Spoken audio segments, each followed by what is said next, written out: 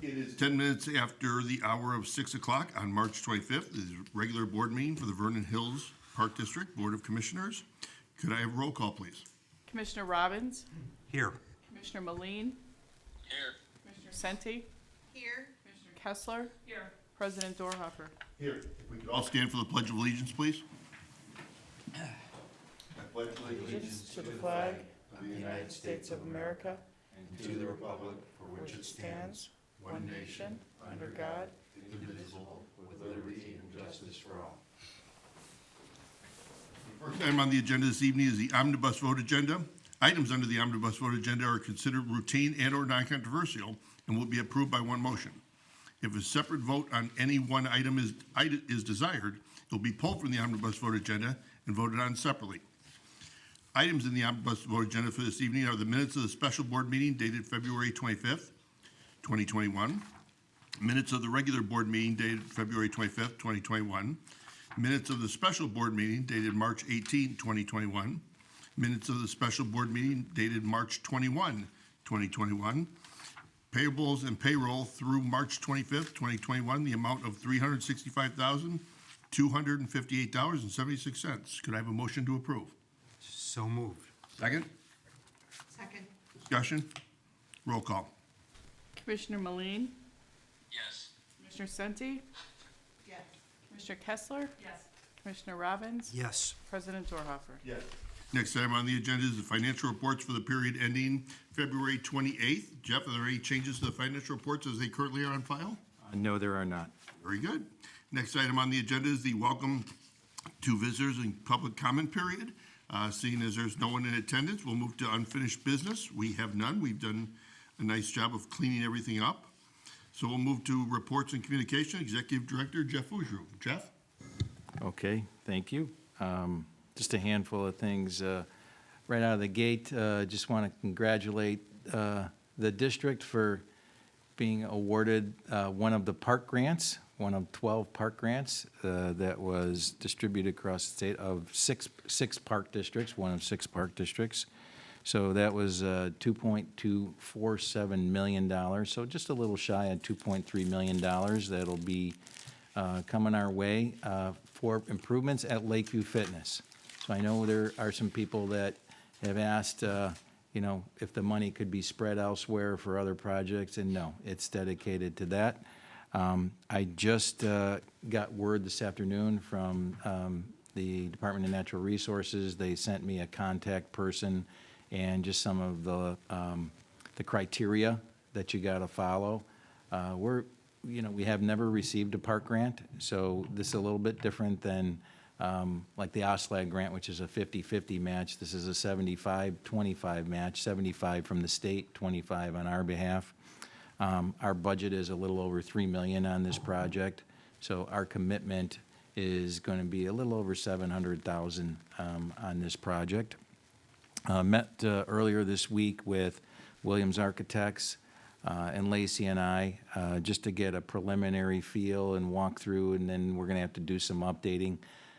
We submitted this application 2 years ago this month, so here we are fast forward 2 years later, and so there's going to be some escalation costs. So Williams will work with, I think we got consensus from the group, from the board, on a construction management firm of working with Camosi. So we're going to have an initial sit-down meeting on Thursday, April 8th, where we'll have our team, which is basically James and I and Lacey and Dave Swike, our foreman at Lakeview, and then we'll meet with all the representatives from both of those firms.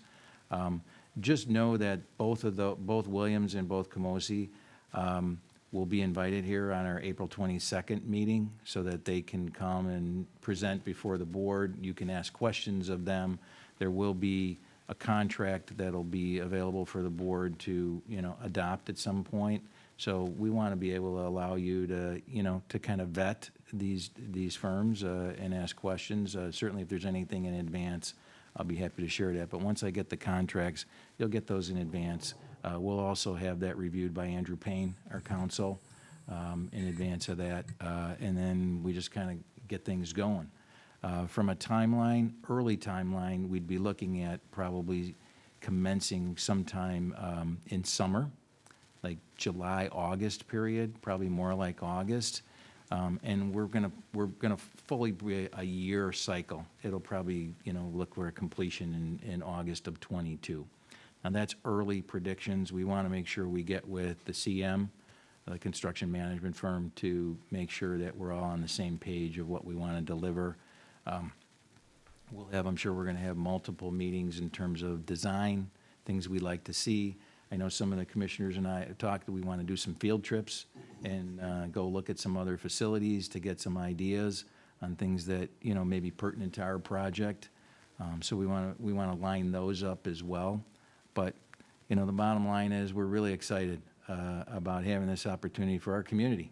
And I think that's ultimately who's going to benefit, is that our community fitness center is going to just really, I think, is going to be really, really a cool thing, cool project for the community overall, to add some of the things we're doing there.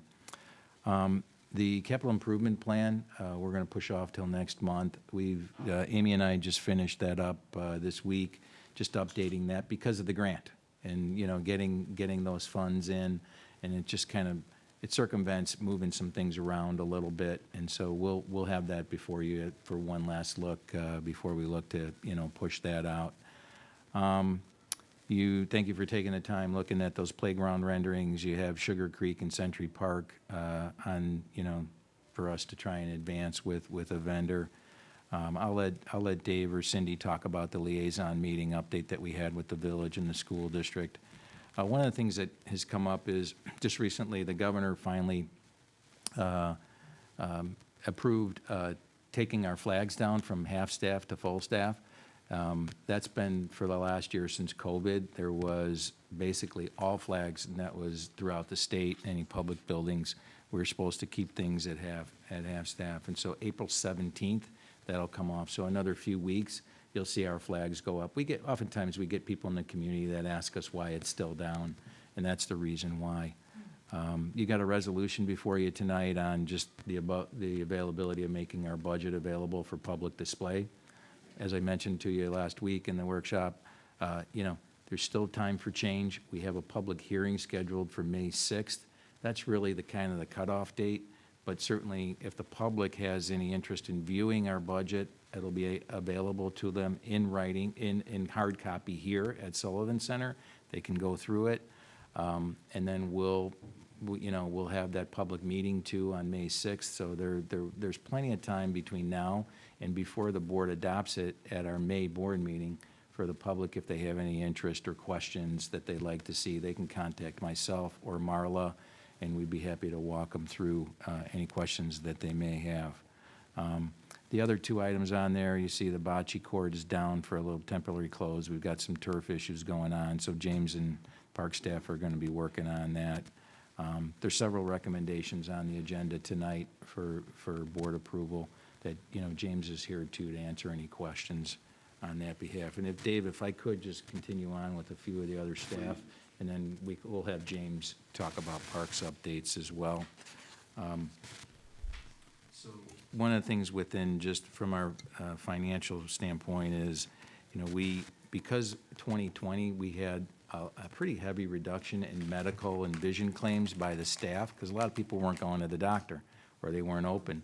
So Paderma was, through the consortium and the pool, they were able to release a lot of those funds that they had. And so you can see that the district received a little over $25,000 of a reimbursement on our claims that we didn't have taken place. So that was really helpful to just kind of see that come in.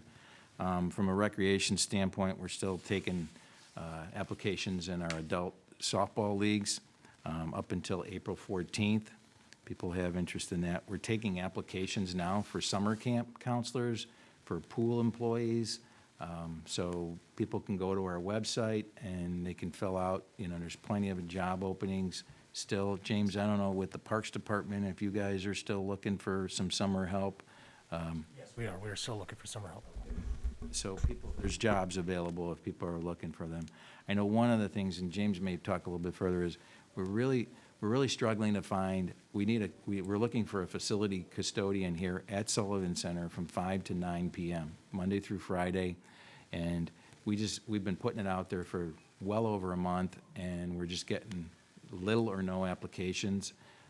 And the 2 or 3 people we have brought in just weren't qualified. So we just share that with the public. Any of the commissioners, if you know people that are looking for, a job for 4 hours, maybe somebody works during the day and they want to pick up some more money and work some evening hours. That's one that is really highlighted on our, we need that extra help. We're doing a lot of overtime and duplication of people. We want to remind our community that our garden plot lottery is open until Wednesday, the 31st of this month. And so people should get on and register for that if they want to pick up one of our plots. And then just, Tom Ritter had presented, one of the things that came from the last meeting was the board wanted a breakdown on FAC and just the real expenditures with that. And so based on the 100 guests per pool, so 200 total. And you have just a memorandum from Tom included in your packet.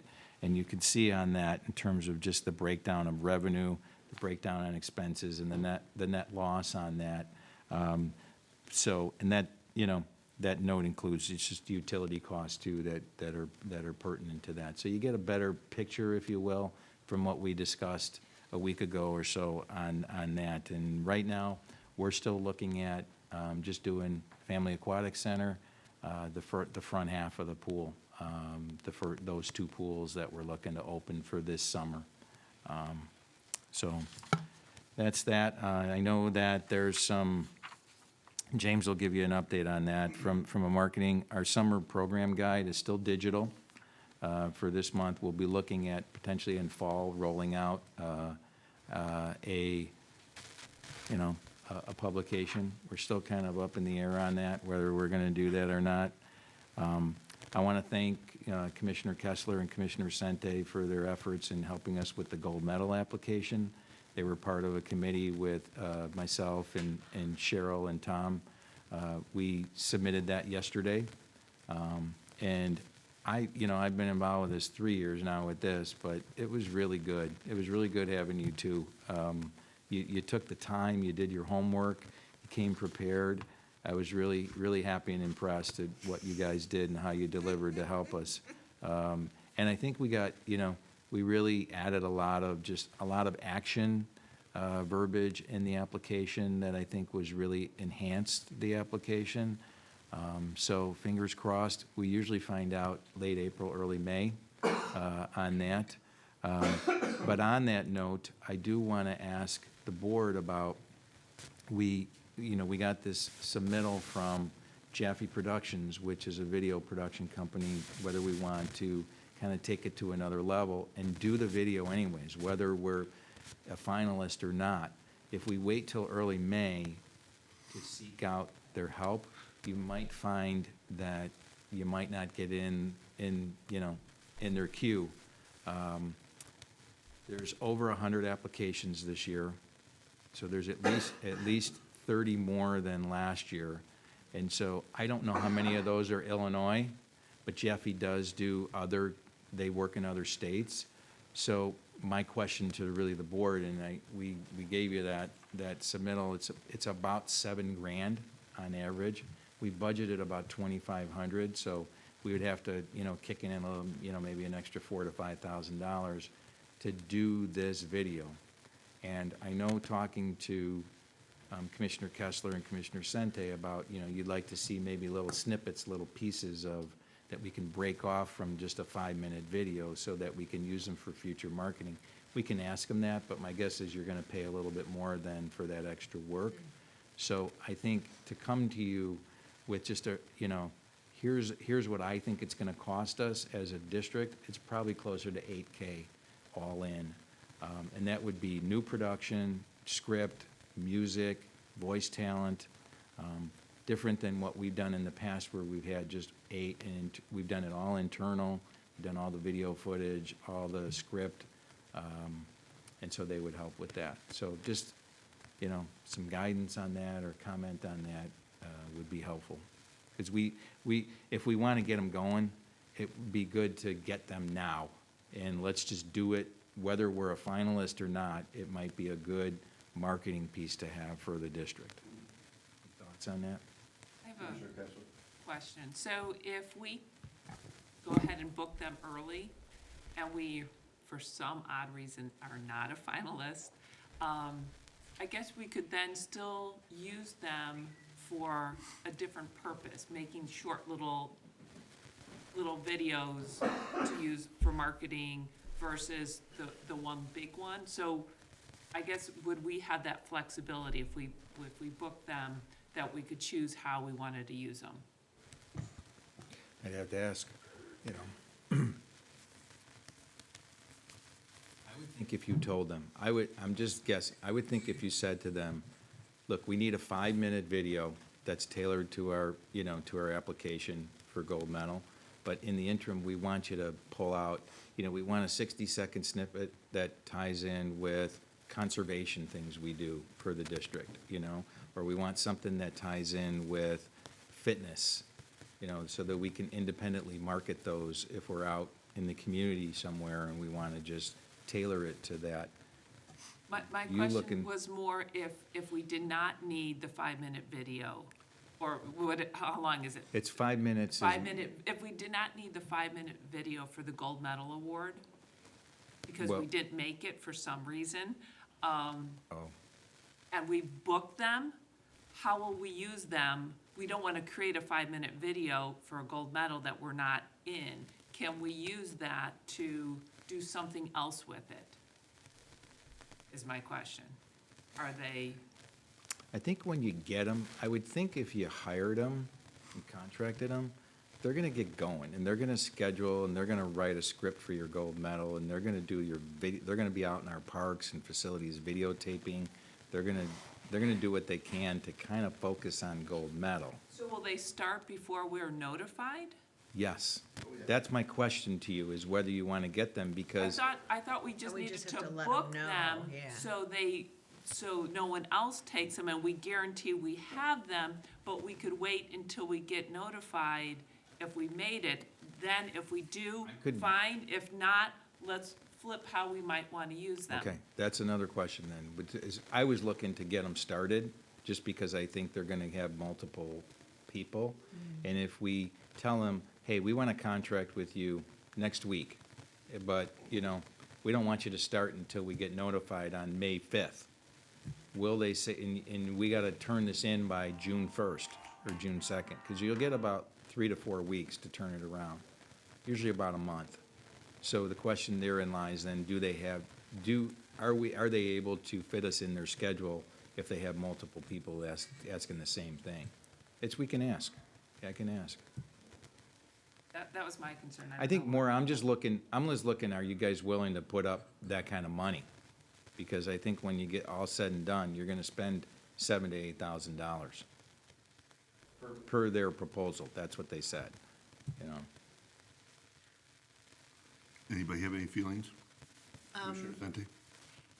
It is not an insignificant amount of money, so I don't take this lightly. I feel fairly confident that we will be a finalist. I don't know if we've ever submitted an award and not been a finalist, but what I think about, and this was really nice as a newer, commissioner returning to the board and participating, is hearing all the things we were doing, not all of them that I was aware of. And so I think if we plan to, I definitely would want to divide up the video into those segments. And if we do that and we talk about them thematically, and I'd also like to talk about how else we're gonna use them, because I think those can be very advantageous marketing tools for us. And so as long as that happens, either way, I think we can generate effective use of those funds, both for the gold medal and even in the unusual chance if we weren't even a finalist. But if they weren't gonna divide them into those segments, then I would hesitate until we were, but I think you said they can do that, so I would like them to do that. And when you talked about environmental, I think we should also like have one maybe on partnerships, because I think that's something we do very well to try and keep the, our taxes down to the community. Fitness, each of those categories, I think it's good to get the word out of what we're doing at the Park District. I mean, I was a citizen, and I didn't watch every meeting, sorry guys, so I think that would be nice to get out, so I would be for it. Mr. Robbins, general feeling? Yeah, well, I would only be in favor of it is if we can use it both ways to help us with the gold medal, and if we don't get it, then to also use their services for marketing, absolutely. Commissioner Moline? I'm good, I'm just listening. Okay. I think the consensus is go ahead. Okay, As long as we can separate it out into some other marketable pieces. Okay, and then just, we have a personal training, special going on the week of April 19th through the 25th, so it precedes the next meeting. We have 5 60-minute sessions for $199, so I wanted to push that out there. We're gonna, the park staff is gonna set up our outdoor tent that we use for outdoor classes at Lakeview. They're gonna do that, the week of April 5th. April 1st, okay? So that weather permitting, people like to work outside, that's a big advantage for us out there. And I'm pleased to say we've seen an increase in memberships. We're selling like new memberships, to the tune of about 40 new memberships, which has been great. And renewals are starting to happen a little bit more, so I think as things open up and people feel more comfortable, and people are getting vaccinated, it's helping quite a bit with that, so just wanted to share that. I don't have anything else, and I'll defer to James for a Parks report at this point. Jeff, Yes. Mr. Robbins? a couple of things on your reports. You had something about the snow machine update. Is this something that we will be voting on in the future, or? So we talked about that at the last meeting where the cost to basically acquire and put it in, and it was gonna be pretty heavy man hours for our park staff. And then James looked at outsourcing it. There was a firm out of Lake Geneva, and they wanted like $4,000 to $5,000 a night. So we felt it was kind of cost prohibitive. And the focus now is really that we want to just get some topography work done on the hill, and get things a little bit more in balance with just the slope, the natural slope of the hill. So we've got some fill work we got to do. We got some additional excavation work. So the snow machine, and our recommendation would be to just put it on hold for this year. Yeah, yeah. Good. The other question is on Tom's budget for the Family Aquatic Center. Now, when we were doing 50 per shift, we had estimated that the loss would be around $134,000. When we went up to 100 per shift, the loss would be $74,000, so we would gain another $60,000. When we're going to 200 per shift, the loss is estimated at $81,000, so we're gonna incur a $7,000 loss, doubling? I just Because didn't you didn't understand have those the, numbers. you didn't have the utility costs built in at that point. They were in a separate line item, and so we took that feature and added it in, and they were in two different, like utility comes out of a different fund, and so we were giving you rev and expense breakdown just out of Fund 15, which is FAC. And so by adding in all that, if you remember, James was not present, he was on the phone at that time, so we had to go back to him and say, okay, what are these real costs? And then when Tom put those in, the entire budget to give you real matching, not two different funds that you were looking at, just combined into one real line item, this is what you come up with. So what you see before you is what we feel is an actual depiction. And that number in terms of the revenue is not based on 200 people, there every day.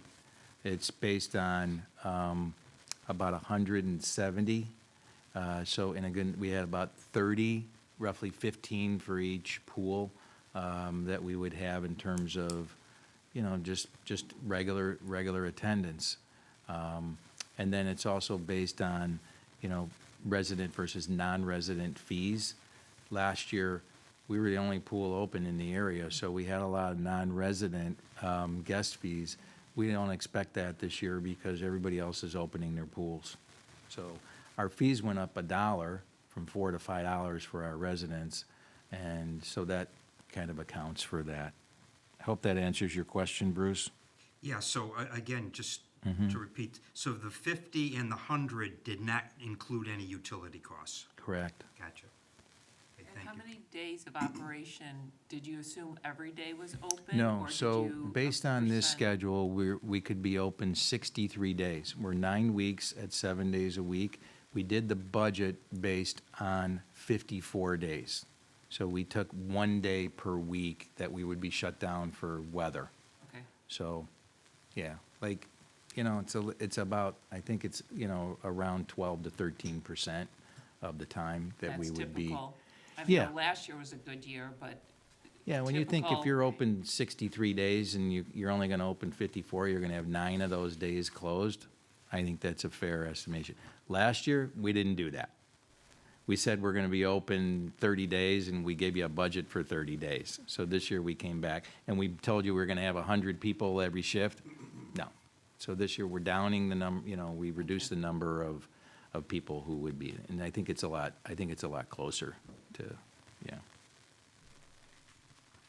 Quick, I just wanted to say what Tom and you guys put together for us is very helpful. I think those type of conversations came up during the budget discussion, is that to pull funds together, to do a summary when we're talking about something, to use kind of the more, what we think are more realistic based on past history, is very helpful. So thanks for doing that. Any other questions? James? Good evening.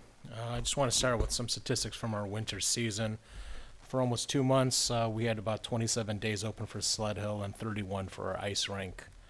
Comparatively, last year, we only had 7 days on the ice rink and 13 on the Sled Hill. That's awesome. It was a good season. Part of the Century Park playground renovation, we are clearing some of the trees around the playground, around the horseshoe and the bocce ball that Jeff alluded to. The turf was pretty damaged from this last winter and all the debris that got trapped under the snow and ice, so that really created some issues. So hopefully clearing those trees will also keep it safe for people to enjoy our new playground sometime in the summer. As part of our strategic plan, we are currently seeking vendors to create a park map similar to Century Park, but this will be for Deer Path Park, Kelly Garvanian, and Stone Fence Farms. And then we also requested to include a way to get to Lakeview Center.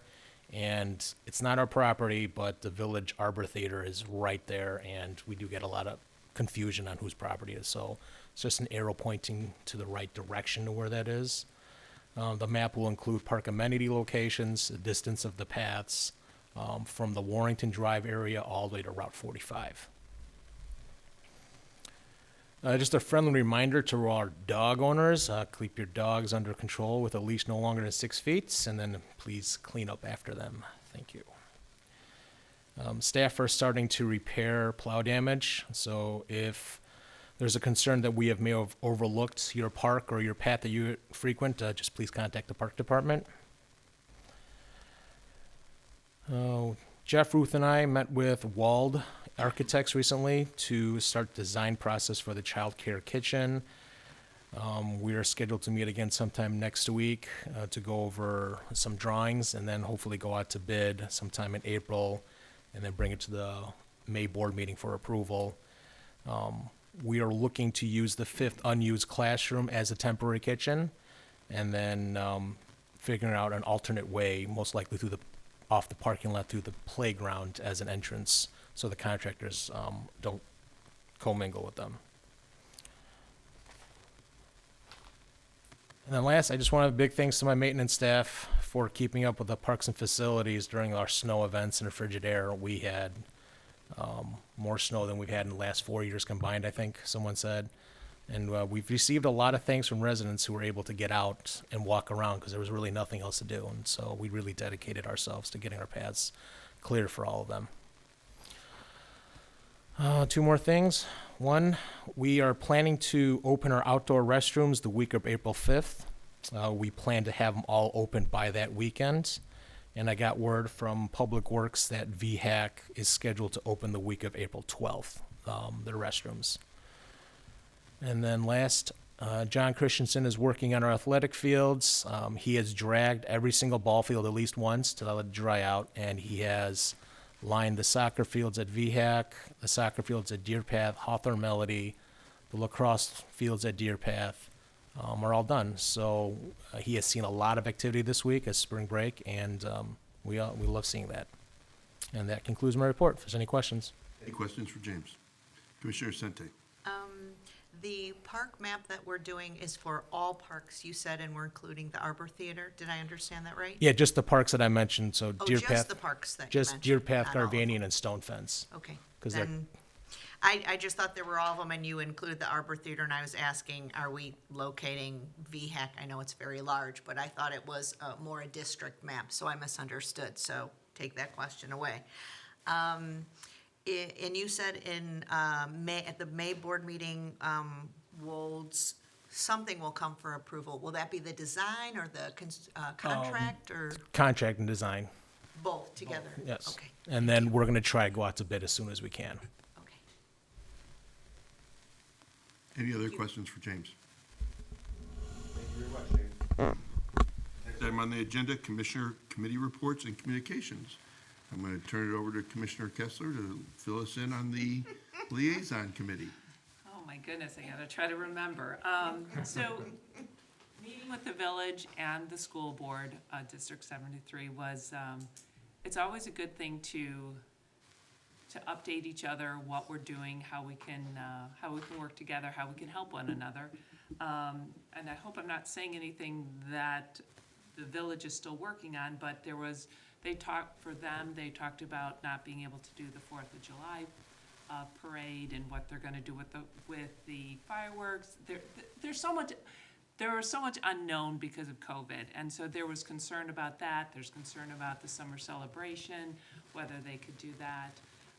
We talked about our Rib Fest, that we're hoping to do it. We're moving forward, but again, it is going to depend on our situation with COVID. But overall, trying to work together. If there's extra funds from fireworks, how the village may want to donate that to summer celebration or to New Year's. And there was just a lot of discussion of what we could do for the community and use it the best. We talked about the Lashin Center, that for those that might not know, that we're going to be redoing those tennis courts, and looking into putting pickleball courts in there, and down the road a playground. So there was just that kind of shared information. Am I missing anything? Okay. So it was, again, a great meeting to just stay on top of what everyone is doing. What And else I did think the key to the liaison meetings, and it was nice to have District 73 there, but I think the key to the residents is that your governmental entities are working together, discussing, talking about what we can do, how can we combine our resources to get the absolute most out of your tax dollars. And I think that's ultimately what we're doing, and I think we're fairly successful as a community at doing that. So hopefully we'll continue that for a long time to come. Yeah, no, I think all the parties are have that same goal in mind, which really makes it nice for the community. Next item on the agenda is board correspondence. We received the following. Congratulations on being approved for your park grant to provide additional and renovate the Lakeview Fitness Center. I know this grant will help you greatly enhance the facility and also be a great benefit to the residents who use it. You and your staff should be proud of the excellent work you continue to provide the Vernon Hills Park District and community. I'm looking forward to touring the fitness center when the project is completed. Once again, congratulations on your award. As always, please contact me if I can be of any assistance. Sincerely, State Senator Adrian Johnson. So, very nice. Appreciate it, Senator.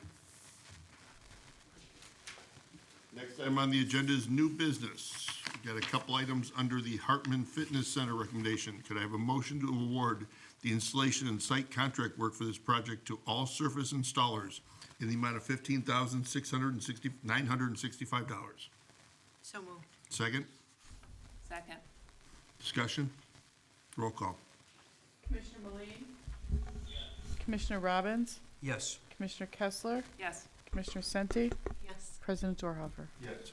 Could I have a motion to award synthetic turf product and installation to Perfect Turf in the amount of $14,875?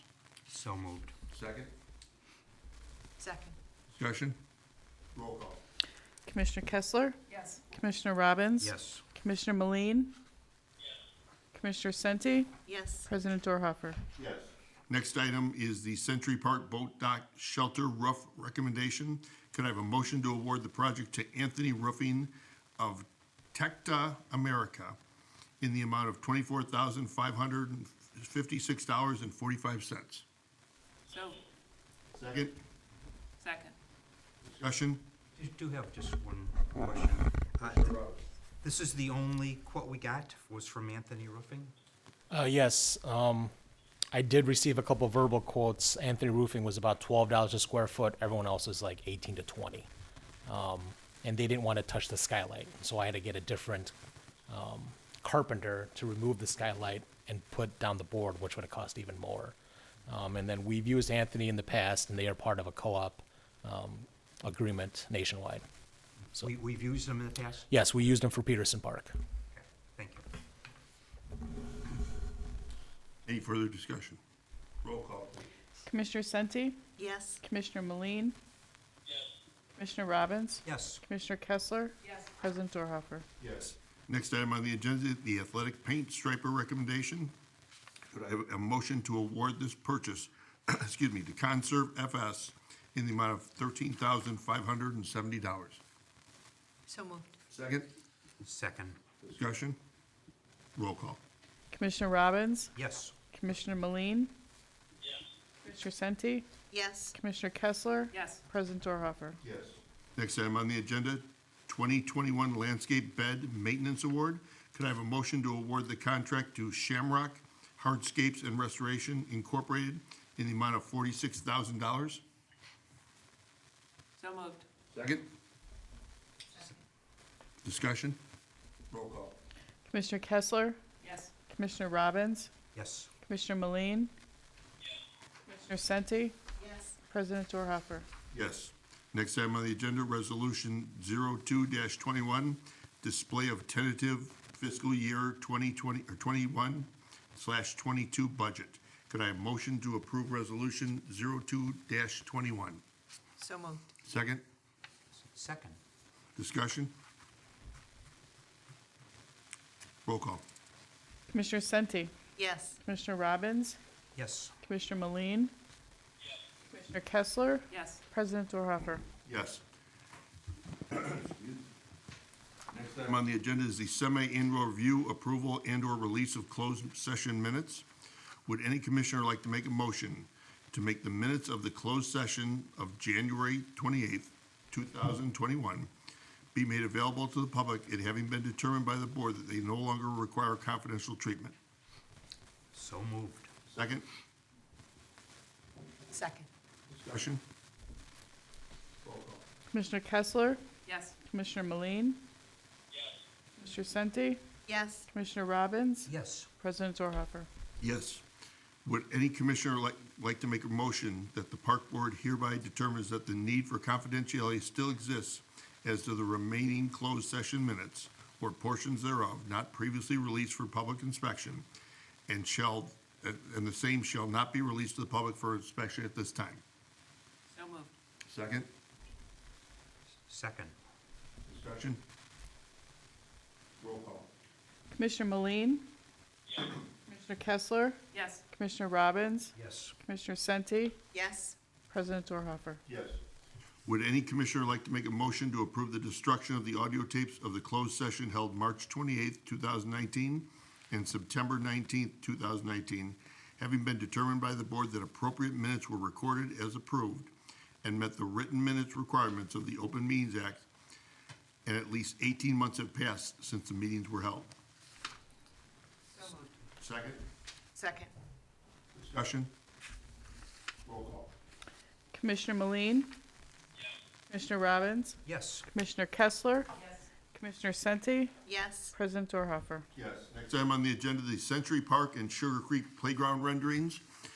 Just for the public's information, we had received numerous renderings from multiple companies, multiple options that the board looked at prior to the meeting. And with that, I'm going to turn it over to James, and he's going to kind of give you a little summary of what, where we're at.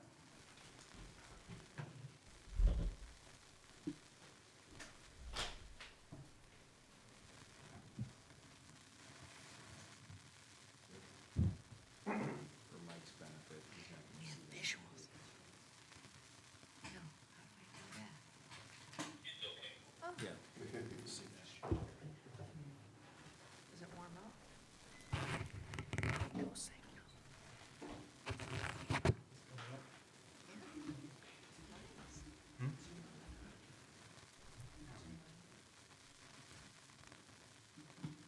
It's not on.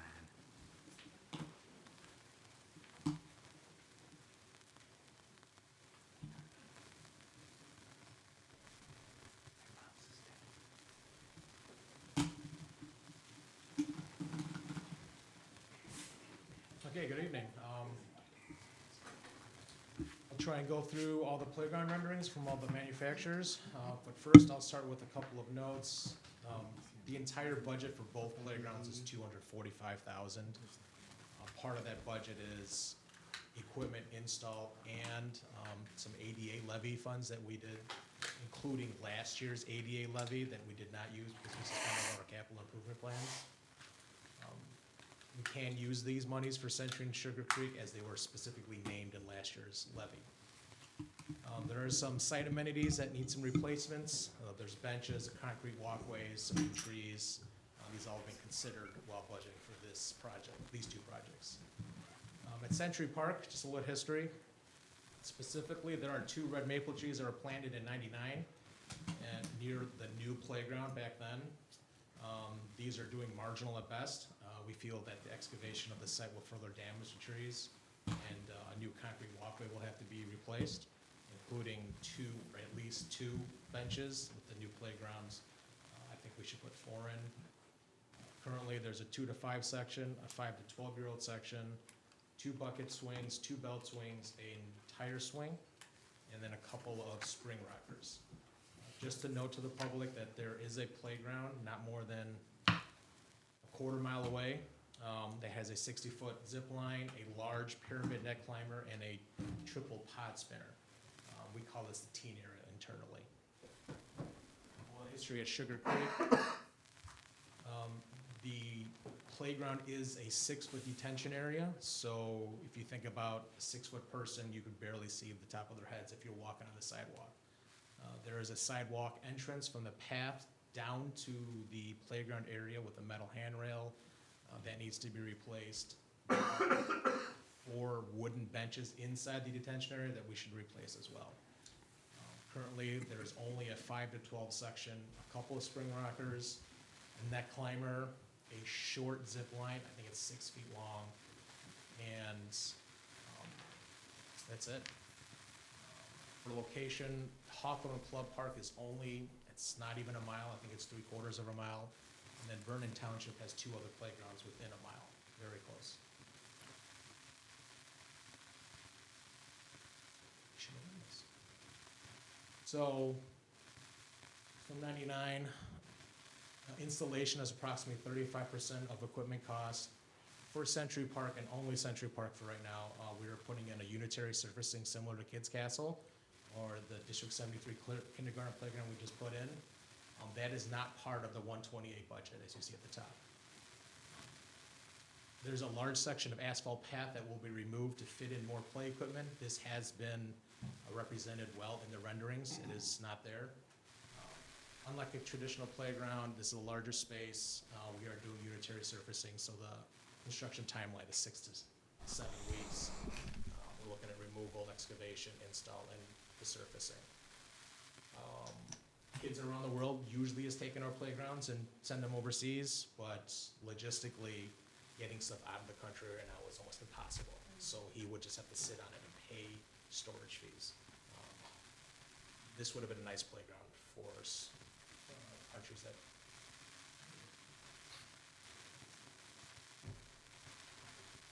So here we have Little Tykes option 1. The price is at the top. That does not include install, so that is equipment only. There's a 5 to 12 and a 2 to 5 section. This also includes, let me go back, excuse me. There's a 5 to 12 structure and the 2 to 5 ground play structures. As you can see on the left side and on the right, there's a little closer view of the ground play structures. They're whimsical. There's a couple of play panels, musical instruments, a lot of sensory items. That makes it a little more inclusive. Just scrolling back. There's a couple of shade structures.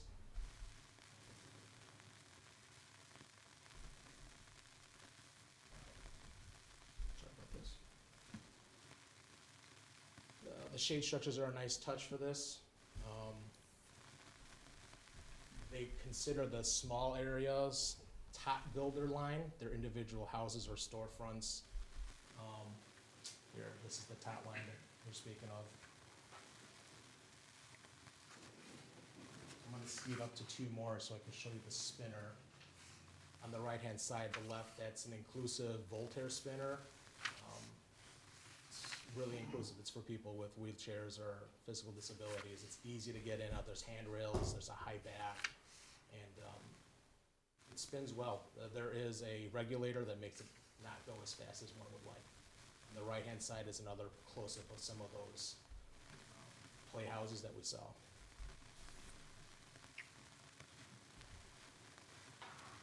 Do you have any questions about this one? Here we have option 2. In the foreground or forefront, you see more of the housing, little house structures for imagination. There is a taller structure. The platform is about 6 feet with slides. That top slide's about 15 feet high. And then the roof is roughly 20 to 24 feet. To give you perspective, Kids Castle is closer to 30, so it's just shy of the Kids Castle tower. Again, in this rendering on the left-hand side,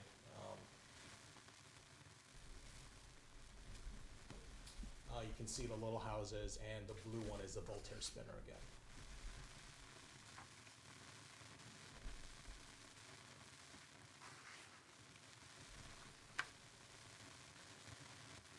So this is comp plan option 1. It is, the price is $127 and $7. It's this installation included.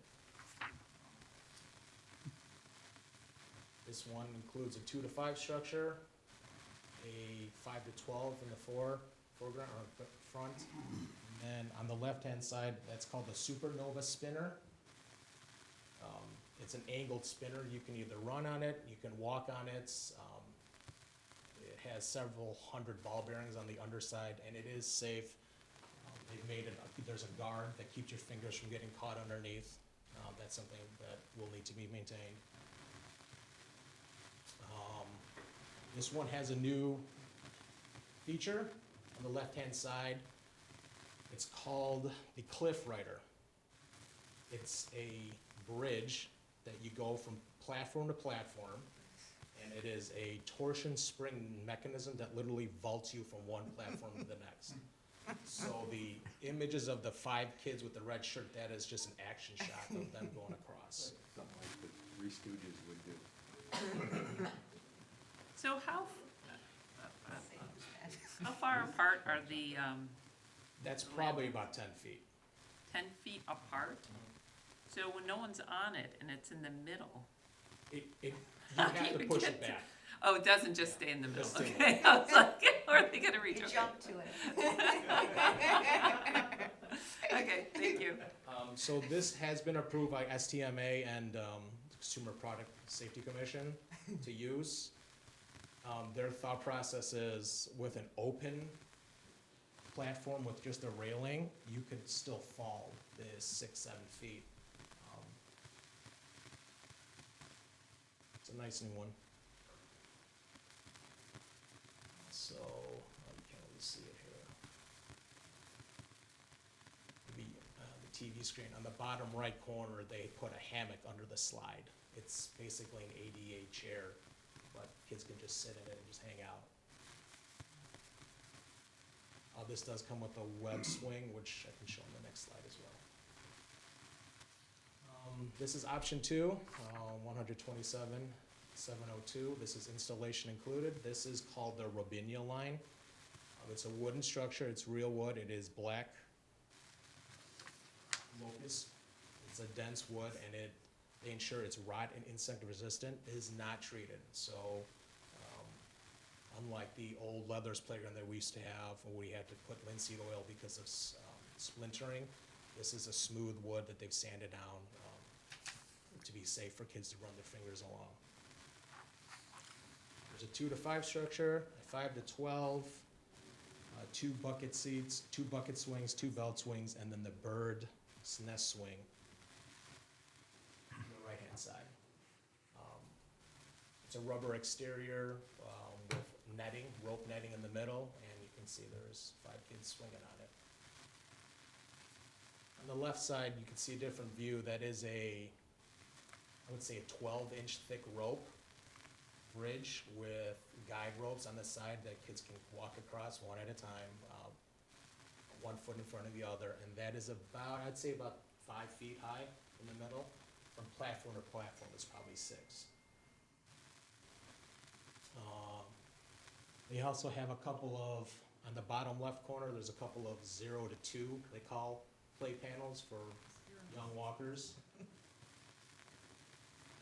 This one also has the Supernova spinner as in the previous option, as well as a bowl spinner, so one kid can go around and around and around.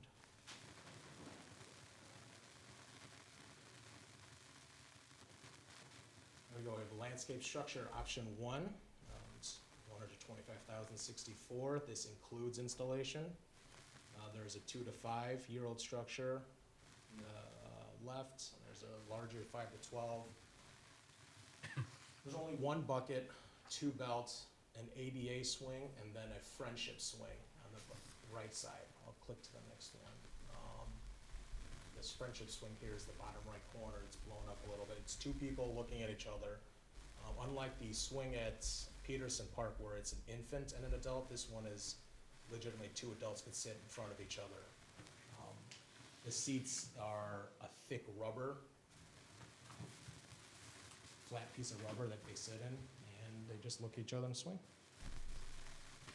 There's many ground elements on this image. The top left corner, on the there's some musical instruments. Those are fake logs as a balance beam, and then a small 2 to 5 structure. The shade structures are a nice touch. A lot of manufacturers lately have been incorporating shade like this in their designs instead of trying to sell a large structure to try and cover the entire playground, which is really cost prohibitive.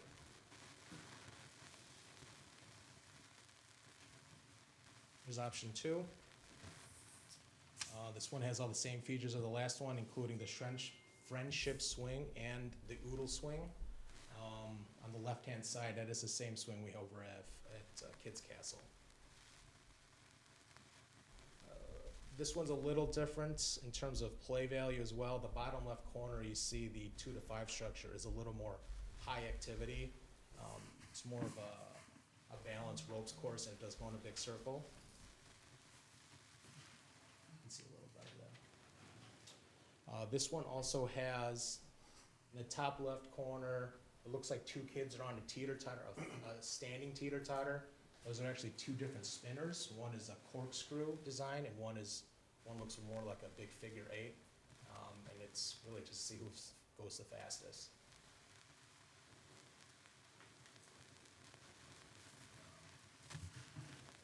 And the 5 to 12 structure, you see the black rings. Those green openings are offset to try to make it more challenging to get to the top. I'd say that top black platform is about 8 feet tall. That is actually really good for gross motor skills, to understand spatial awareness as well.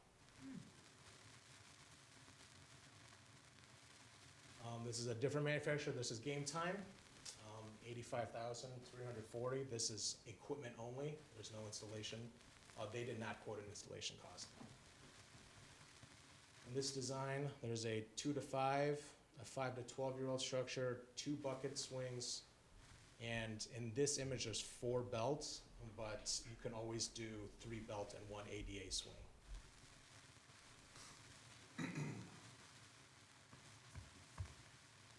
There's many activity panels in the 2 to 5 structure.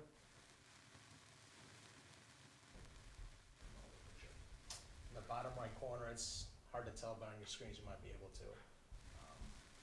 There's also a spinner attached to it.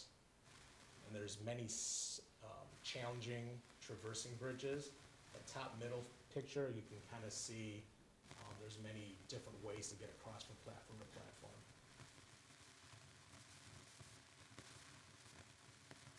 This one on the bottom right behind the corkscrew slide, there's a donut-shaped climber. It's got 4 platforms. It's similar to the last slide. It's just a challenging gross motor and spatial awareness climber.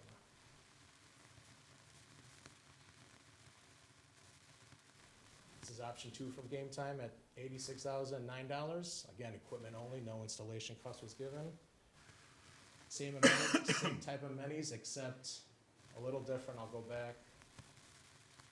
It's more of a traditional taller playground with a long corkscrew slide. I would say that's about 12 feet high, and the tip of the roof is probably closer to 18. Let's see, where is it? On the bottom right corner, there is a unique honeycomb climber, and it's combined with a rope climber. And then the top right, you'll also see a unique whirlwind climber. For this one in particular, the 2 to 5 structure, it'd be the bottom panel, top left corner. There are many inclusive sensory panels and music panels. The middle image up at the top, on the left-hand side of it, you'll see a kid inside of a beige tunnel. That is actually originally meant for people in wheelchairs to get in, and they can climb up. And if there's children with sensory issues, there's bumps and knobs, ways to make music, panels.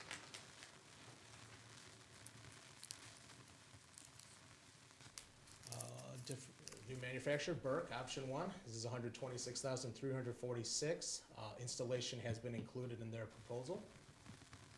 There is a 2 to 5-year-old structure, a 5 to 12, 2 belt swings, and a vaulted disc group swing. Bottom right image, the small one, it's really like the other nest swings or the disc swings. This one, I believe, is a plastic ring with netting on the inside.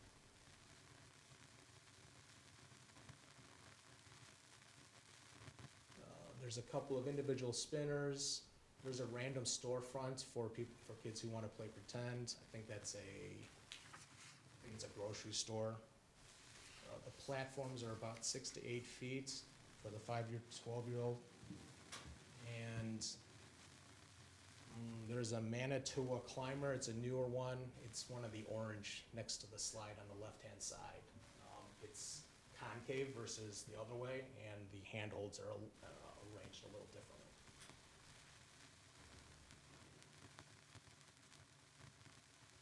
And this is the last one for Century, Burke 2, option 2. It's $126,864. Installation is included in the proposal.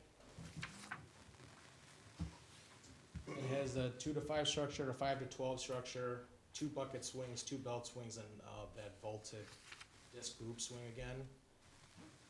This one's a little different. In the bottom left corner, you'll see, they call it the Volta Inclusive Spinner.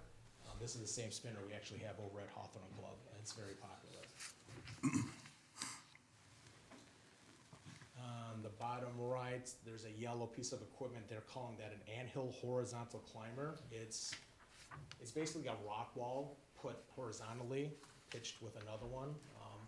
It's a cute little thing. And again, the 5 to 12 structure is 68 feet high. Between platforms, there's a unique catwalk bridge. I believe it's the bottom row, second image from the left.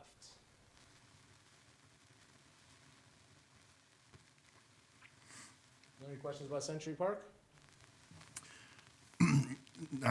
Any questions from the board?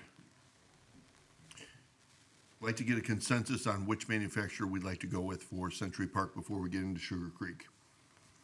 Is there one manufacturer that jumps out? We can get into the option 1 or 2. We can set the details later. But strategically, was there any vendor that we liked more than another?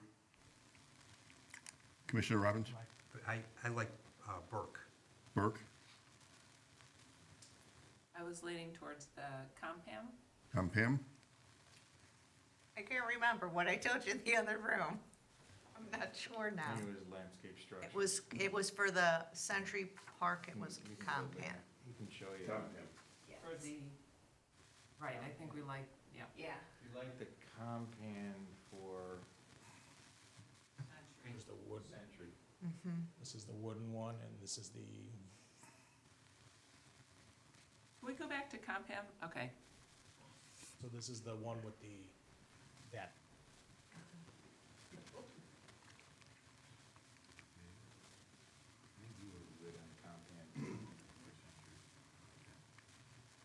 So you're Compam? Yep. I agree with you. So for Century Park, we're gonna go with Compam. Is the consensus of the board? Mike is, we've lost his signal. So we'll be going with Compam for Century Park. James, could you get into Sugar Creek now, please? Yes. The total budget given to the playground manufacturers with install is $80,000. The current play equipment is from $2,000. There are no existing swing sets at this location. And just to reiterate, the playground sits about 6 feet below the street level. Again, installation is about 35%. The surface will remain wood chips. And then there's some modifications to the safety rails to the play entrance. Construction timeline is 2 to 3 weeks, depending on who we use, removal equipment and install of new equipment. Here we have Little Tykes option 1 at $55,005. This does not include installation in their proposal. There's, it's mainly 2 to 5-year-old structures with some small ground play in the bottom right corner. They're featuring this New Edge GSX climber, neck climber with the slide. It's a new item that they've only put in a couple places, and they're just trying to push. It's different. It's a rope, but it's not a neck climber necessarily. There's a slide, and there's some other amenities. That would be the bottom right panel in the left corner of that purple slide. The tall structure that they're calling the New Edge Play System. It's a modern look, a modern city look to it, although the colors are purple and green. The height of that slide is about 24 feet, and the roof is about 30. Wow. So if you can imagine, it's already sitting 6 feet down, you're gonna see majority of that playground. And again, Little Tikes put in a couple of Tot Builders line. I have another picture on the right-hand side. Little Tikes option 2, same price, $55,005. Installation is not included, it's equipment cost only. We would call this the 5 to 12. It is a 5 to 12 because of the height of the platform, but we would consider it a passive 5 to 12. So a 3-year-old would be okay using it. Yeah. And there's a lot of 2 to 5 or 0 to 5, depending on how you look at it, ground play structures. They put in a blue inclusive splinter. Again, it's for inclusive people with handicaps of all sorts. In this option, the Top Builder line is a little more pronounced. There's a lot more for 0 to 5-year-olds to do. In the 2 to 5 structure, that orange cylindrical climber, that's actually pretty unique. It's alternating steps to get up. So you really need to straddle to go up the ladder versus staying on one side.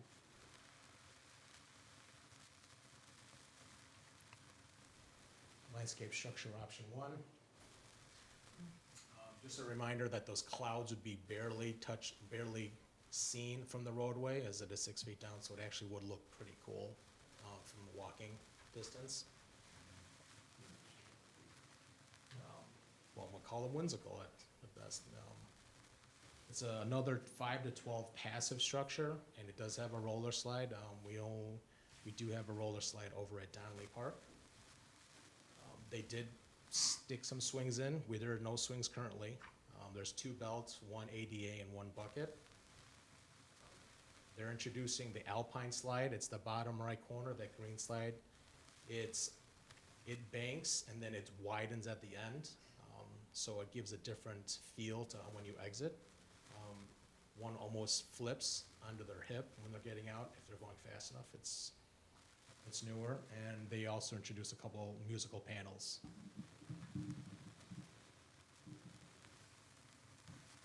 There's landscape structure option 2. Just to note that I would really discourage shade in this detention area. So if this was an option, we would just remove the shade and put some of those cloud structures in. The shade will really prevent the ground from drying out like it has been in the past. Here they also they fit in the swing sets, 2 belts, 1 ADA and 1 bucket.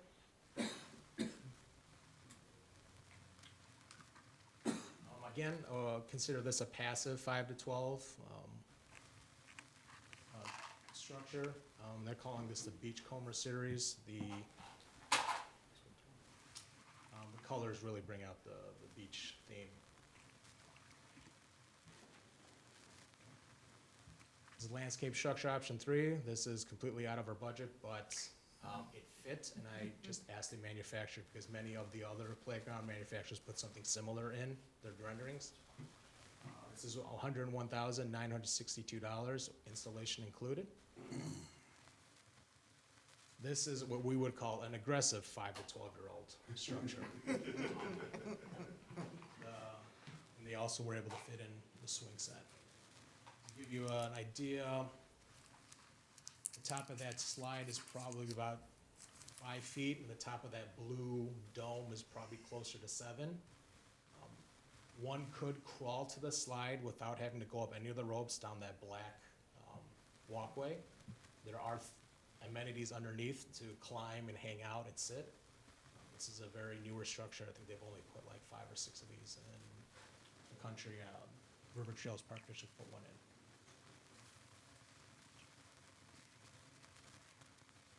in. We have Compan, option 1, for $79,705. Installation has been included in their proposal. There is a 2 to 5 structure with a belt swing, and I think I have a picture of that next. And then there's also this 12 to 5 net climber. I would say that net climber is about 15 feet tall at the apex. This is a different view from the ground. You can see that there's a solid netting up there, a about 3 feet down, so kids can climb up and just hang out and sit up there. Compan does some things different with their neck climbers. They put in panels for challenging, and then there's also hand grips to make it more fun and visually different and colorful. They also, in the proposal, have this bowl spinner. It's just one kid. It's angled, so you can really get momentum and fall straight down after you get off. This is Compan option 2. This is $76,453. Installation has been included in the proposal. There's a passive 5 to 12 structure in the background with musical panels, two-seated rocker, which is, I'll show on the next slide, and then the pyramid neck climber. Again, Compan puts in random panels in the neck climbers to give it a different look and feel. Bottom right corner, there's some musical instruments. That's just a belt swing seat that's attached to the ground, but it moves about 3 or 4 feet at most, and it's just, it's a bench, really. The two-seater rockers where the child with the orange or lime green should sit.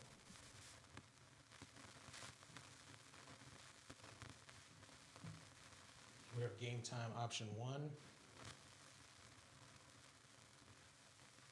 There, I'll start from left to right on this one. There's a two-seated rocker, a small 2 to 5 tot slide. The top of that slide may be 6 feet, maybe, at the very top of that hood. They were able to fit in that disc wing. It may not be the best for a 10-year-old, but for 2 to 5, maybe even 8, I think it would be a good addition.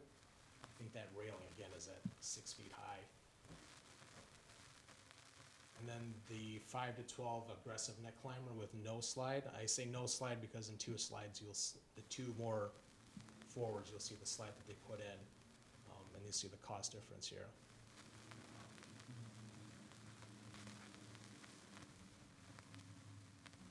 Option 2, $51,563. Installation is not included in the proposal. From left to right, on the bottom panel, there's some bongos. That's a little animal rocker. It's a 3-foot fake rock, plastic dome climber. And then you have what they consider a 5 to 12 fitness high activity circuit. There's pods, there's upper body, there's balancing, and there's some overhead climbers. We have a very similar playground in Aspen backyard if anyone would like to see what that one looks like.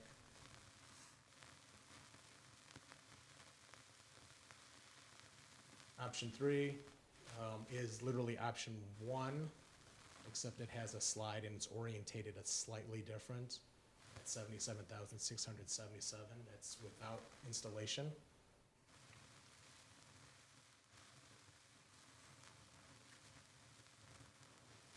And then we have Burke option 1 at $77,350.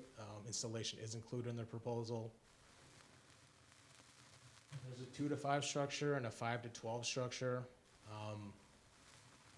There's not a lot going on here. I'm not gonna lie. It's hard to describe. There's a couple of slides. There's a couple of climbers. This is a pretty basic playground that you might see at a school, I would say. Option 2 has a little bit more. It's got at $79,313. Installation is included. Again, there's a 2 to 5 structure and a separate 5 to 12-year-old structure. This one has a little bit more challenging features for the 5 to 12, I'd say. A couple less slides, a couple more challenging pieces of equipment. And that is the last option. Thank you, James. Board consensus? Chair Sente, we'll start with you this time. Alrighty, there were lots of things I liked here. I would say, for me, it came down to landscape structure and Compan in terms of manufacturers. Actually, my favorite was, I don't know, we're just looking for a manufacturer, right? We're looking at manufacturers. And I will For- leave it for at this that. par- For this park, we'll be having a public meeting invite the public in to help us, because this is a neighborhood-type park. I did, I was curious, if we did choose the same company for both parks, if we would get some type of additional discount from them. And that might sway me one way or another, but I did like some of the unique features of landscape structure. Commissioner Kessler? I agree. They all, this was a hard one, because I think everyone really put in some really good designs. I guess I also would lean towards landscaped. I like that one option. It was within our budget. I'm sorry. Phone. Sorry. I had liked all of the designs. I thought everyone had some really good features, so it was a difficult decision. I was leaning towards this one, option one in landscape. I just thought it would fit that park well. So that would be my direction. Commissioner Robbins? I like Burke, as I did on the first, on Century Park. Option 2 for Burke.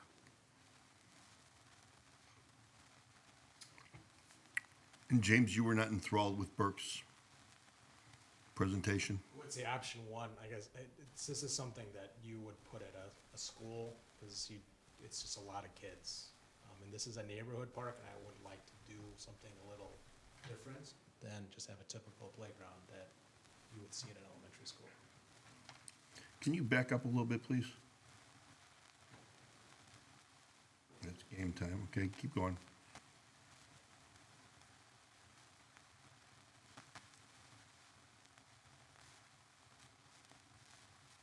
That one.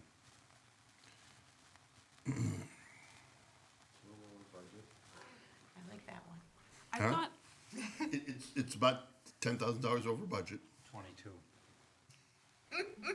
To be specific. I thought it was 80. It's 101. Manufacturers, yeah. That was 80. I told the manufacturers to keep it at 80. Oh.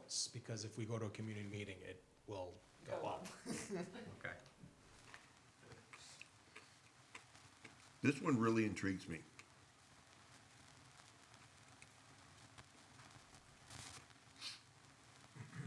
so can I comment?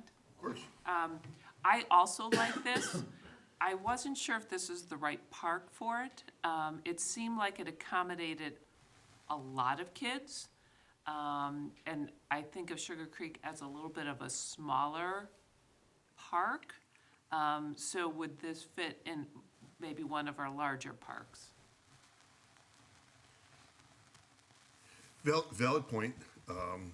Flip side is that if you put this in Sugar Creek, will it be a draw for people to go over there? It's an easy place to ride your bike, go through Sullivan Woods. Basically, it's a direct connection to Hawthorne Club.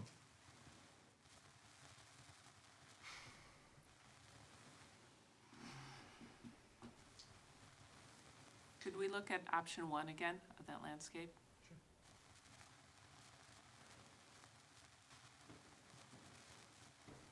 I really like that. I just think this fits that park, but again, if we pick the landscape structure organization, and we go out to the community, they could provide their input of which features they feel are most important to them.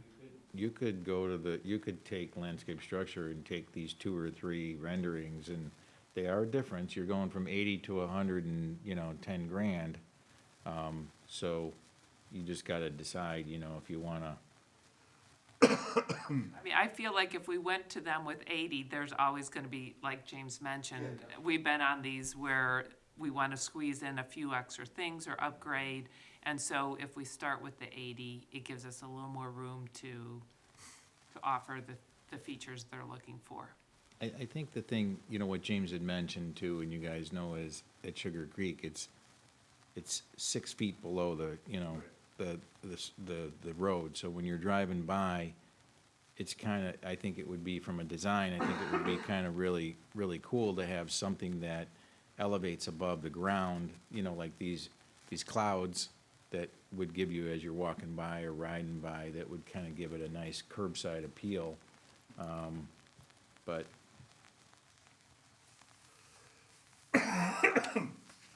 James, can you please go to the Burke? Option 2.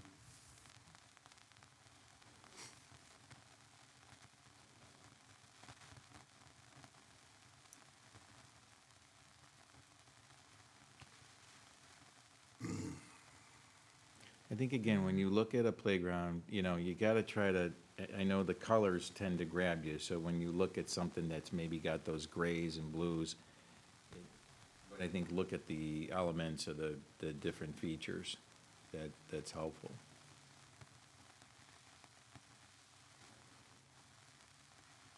I will say this, driving around in that subdivision, a lot of people do have the playgrounds that you buy from Menards or Wayfair. In their own backyards. In their own backyards. And it's not a big subdivision. Long Grove butts up right next to it, so there's easy access from those residents as well. I like Burke as a company, but these aren't doing it for me, Bruce. I think I tend to lean toward the landscape structures. What did you like about Burke? I liked this one.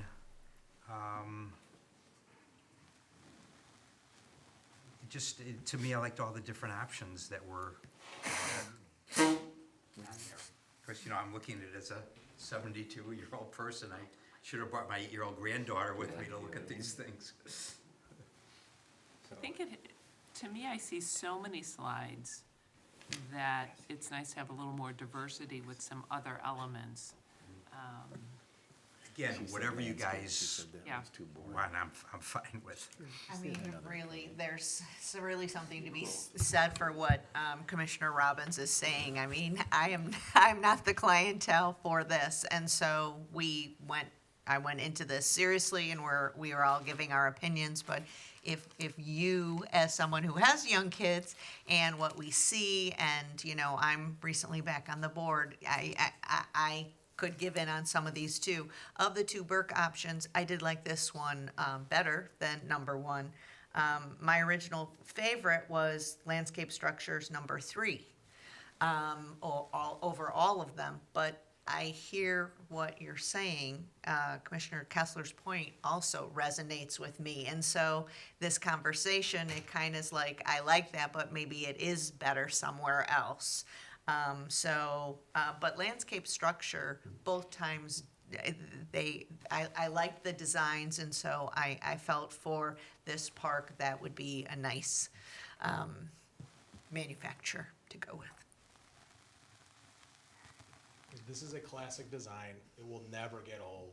You're not alienating, and I use the term loosely, with anybody, because you can get everyone from a 2-year-old to a 15-year-old, where I would say the landscape structure 3 would be great for 8 and over, maybe 7 and over. James, do we have any similar playgrounds to this in the community? Because that's one of the things we've talked about in the past, is wanting to have a little bit of variety, diversity within the community. And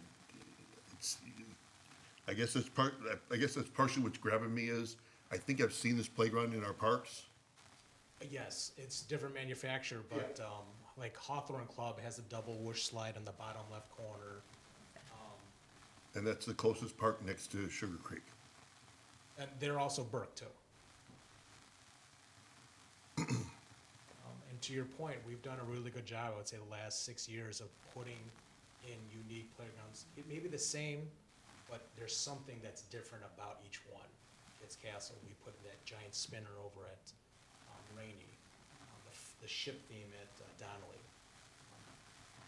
game time at Peterson is completely different. There's no platform, there's slides, and it's just, it's There's basically kindergarten playground here is the kindergarten playground here, yes.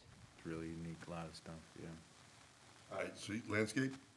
Yes, and before we get off that point, your comment, I also think it is important to look for what's popular throughout, but add some creativity. And so as we're looking through that plan, I just want to emphasize that mindset going into it is something I'd like to continue. So yes, landscape, sorry. And to add to that, on our park tour that we had the other day, we met a young family who was busy playing at Hartman Park, and they talked about after dinner, they might be going to a different park if she takes a good nap. So, I do think our community does hop around to different ones. So really focusing on having variety is something I'm too very in favor of, and landscape would be my choice at for this park. And Bruce, you prefer Burke? Yes, but obviously I will defer to the majority. It's not, Young kids in the group? to my young colleagues, it's fine. Landscape, fine. landscape it is. Okay. All right. We will be seeing them down the road when they come in and make their formal presentations. With that, Commissioner comments. Commissioner Sente. I'm not sure if this is the right time to bring it up, so I'm looking a little bit over at our executive director. But as we move forward with the Lakeview Fitness Center, I had made some comments to Jeff that I like to share with the board. I think there's some things that I'd like to see as we stage the project, the construction manager consider that I think are to our benefit. And one of those is to, I think you guys actually did this last time, to look at a construction management at-risk delivery method and to consider, so is that okay that I just briefly mention that? absolutely, And also yeah. to consider that the construction manager is allowed to self-perform. They can explain that a little bit more. It sounds like it might be something that they just get to do, but because we're a public entity, they would submit a bid ahead of any of the others. But there are some advantages to time and quality and managing the overall project. So I just wanted to share those things with the board, and that's all I have. Thank you. Commissioner Robbins? Nothing this evening. Commissioner Kessler? I just wanted to say to Carol, thank you for being on the board at this time as we go into this project. I think your background and knowledge will really help us through this process, and that's all. The rest of us, huh? What's that? Heck with the rest of us. Well, she's got the background in this field. Commissioner Kessler?